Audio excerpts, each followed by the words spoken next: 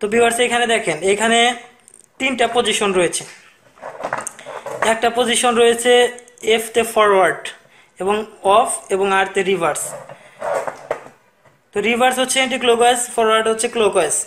তো এখানে দেখেন এইদিকে কিন্তু কানেক্ট পাচ্ছে না, এটাও কানেক্ট পাচ্ছে না, এটাও কানেক্ট পাচ্ছে না। কিন্তু এখন যদি আমি এই দিকে ধরি তাহলে দেখেন এটার সাথে কানেক্ট পাবে, এটার সাথেও কানেক্ট পাবে, এটার সাথেও কানেক্ট পাবে।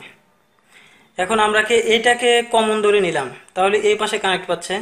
এর মানে আমি যদি এইখানে এখন ফেজ দেই তাহলে এইখানে চলে আসবে, এবং এইখানে নিউট্রাল দিলে এখানে চলে আসবে। এবং এখানে থ্রি ফেজ লাইনের যদি আর ওয়াই বি তিনটাই দিই তাহলে কিন্তু এই তিনটার সাথেই কানেক্ট হয়ে যাবে। সো আমরা যদি এখানে আর ওয়াই বি তিনটা কানেক্ট করি বা এখানে থ্রি ফেজ মোটরে যদি তিনটা লাগাই তাহলে এইদিকে যদি এই হাতলটা যদি এইদিকে থাকে তাহলে কিন্তু মোটর চলবে। যখন আমরা অফে আনবো তখন এটা চলবে না, এবং যদি আবার এইদিকে করে দেই তখনও কিন্তু আর মোটরটি চলবে না। তখন ধরে নিলাম যে আমাদের এই পাশে জেনারেটরের লাইন আর ওয়াই বি দেওয়া আছে। তখন দেখেন আমরা যদি হাতলটা ঘুরিয়ে দেই তখন এইটার সাথে এই দিকে কানেক্ট হয়ে যাচ্ছে, এটা দেখেন কানেক্ট হয়ে যাচ্ছে, এটাও কানেক্ট হয়ে যাচ্ছে। এখন কিন্তু আমাদের যদি আমরা এই পাশে জেনারেটরের আর ওয়াই বি তিনটা ফেজ লাগিয়ে দেই তাহলে আমাদের এইখানে যদি কোনো লোড থাকে বা মোটর আমরা ধরে নেই তাহলে কিন্তু মোটরটা চলবে। আশা করি বুঝতে পারছেন। তো ভিউয়ার্স এখানে আমরা যদি three phase motor reverse forward করতে চাই তাহলে আমরা জানি যে থ্রি ফেজ মোটরের যে কোনো একটা ফেজ যদি আমরা চেঞ্জ করে দেই তাহলে কিন্তু সেটা উল্টো দিকে ঘুরতে থাকে।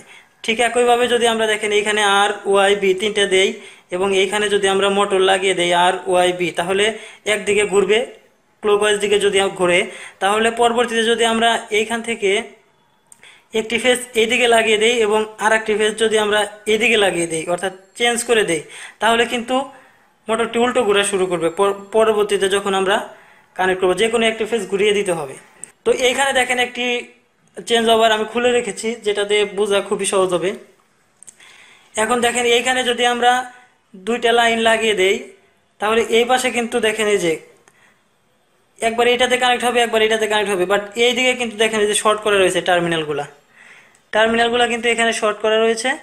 সো এইখানে কিন্তু আমরা মানে এটা হচ্ছে কমন, ঠিক এই কাজটা এইখানে হয়ে গেছে, দুইটার সাথেই কানেক্ট রয়েছে।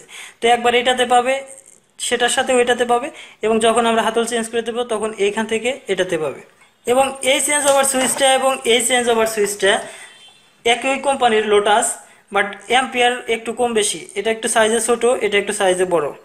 তো আমাদের লোড অনুযায়ী এগুলো সিলেক্ট করতে হবে। তো এইখানে এটার দেখেন এটার সাথে এটা কানেক্ট রয়েছে, এখানে দেখা যাচ্ছে, এবং এটার সাথে এইদিকে কানেক্ট রয়েছে।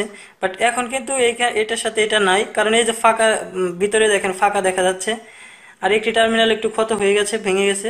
তারপরে এটা কাজ করবে, এটা এখানে লাগিয়ে দিলেই চলবে।